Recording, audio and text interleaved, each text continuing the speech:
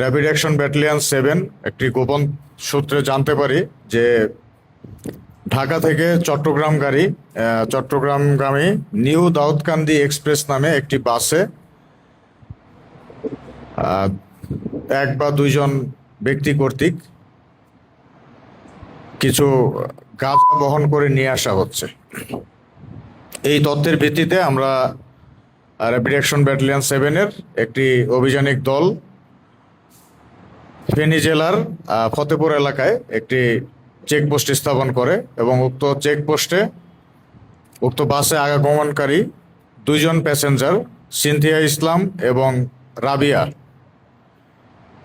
সন্দেহজনকভাবে তাদেরকে জিজ্ঞাসাবাদ করা হয় এবং তাদের সাথে যে লাগেজ ছিল সেই লাগেজের ভেতর থেকে 13 কেজি গাঁজা, 1 বোতল বিদেশি মদ এবং 6টি বিয়ার জব্দ করা হয়।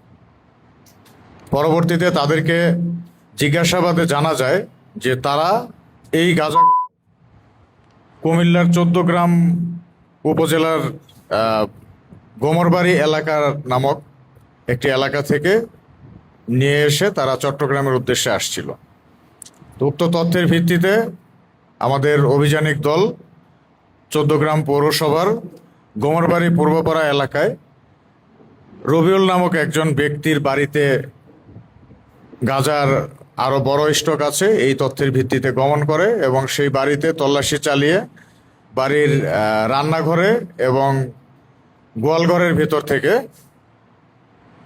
276 কেজি গাঁজা উদ্ধার করে এবং ঘটনাস্থল থেকে উক্ত ঘরের ভেতর থেকে আরও 2 জন আসামি মজিবুল হক এবং মোহাম্মদ সিয়াম নামে 2 জনকে গ্রেপ্তার করে।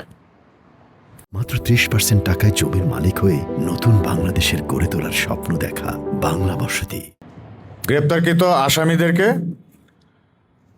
পরবর্তী আইনানুগ ব্যবস্থা গ্রহণ করার জন্য নিয়ে আসা হয়েছে এবং তাদেরকে প্রাথমিক জিজ্ঞাসাবাদ শেষে যেটা অনুমেয় হয়েছে যে এই গাঁজাগুলো ভারত থেকে বাংলাদেশে পাচার হয়ে এসেছে এবং এইখান থেকে এইগুলো সবগুলোই চট্টগ্রামে পাঠানোর উদ্দেশ্যে সেখানে মজুত করা হয়েছিল।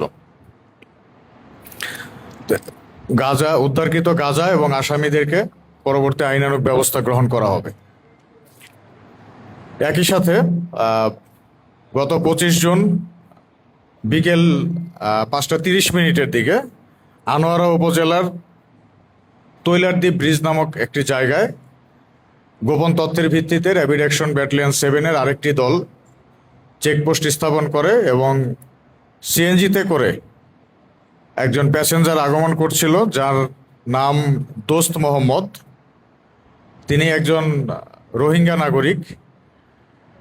সন্দেহজনক হওয়ায় তাকে জিজ্ঞাসাবাদ করা হয়। পরবর্তীতে তিনি স্বীকার করেন যে তার পেটের ভিতরে করে ইয়াবা ক্যারি করছেন। পরবর্তীতে তাকে চট্টগ্রাম মেডিকেল কলেজ হাসপাতালে নিয়ে যাওয়া হয় এবং এক্স রে করার পর পাওয়া যায় যে তার পেটের ভিতর ইয়াবা রয়েছে। এরপর তার পেট থেকে এই ইয়াবাগুলো বের করা হয়। এগুলোকে ছোট ছোট পোটলার মধ্যে থাকে। 118টি পোটলা পাওয়া গিয়েছে। সাধারণত একটি পোটলার ভিতরে 50 পিস করে থাকে। তো সেই হিসাবে অলমোস্ট 5,900 পিস ইয়াবা সহ তাকে গ্রেপ্তার করা হয়েছে।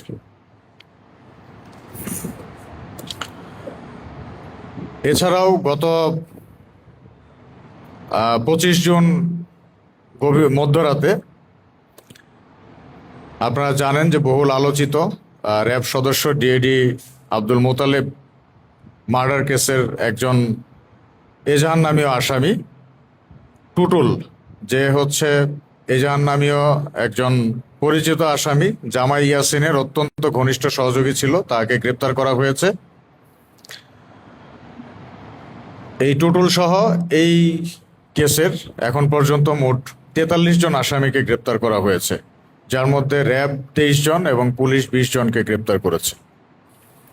এছাড়াও আপনাদের অবগতির জন্য জানাচ্ছি যে রাউজানে যে কিছুদিন আগে মাকসুদুল ইসলাম মাসুদ নামে একজন বিএনপি নেতা খুন হয়েছিল, সেই কেসেরও 2 জন আসামিকে র্যাপিড অ্যাকশন ব্যাটালিয়ন 7 কর্তৃক গ্রেপ্তার করা হয়েছে। একজনকে 24 ঘন্টার মধ্যেই এবং আরেকজনকে রাঙামাটি জেলার বাঘাইছড়ি উপজেলার অত্যন্ত প্রত্যন্ত একটি এলাকা দূরছড়ি নামক একটি এলাকা থেকে তাকে গ্রেপ্তার করা হয়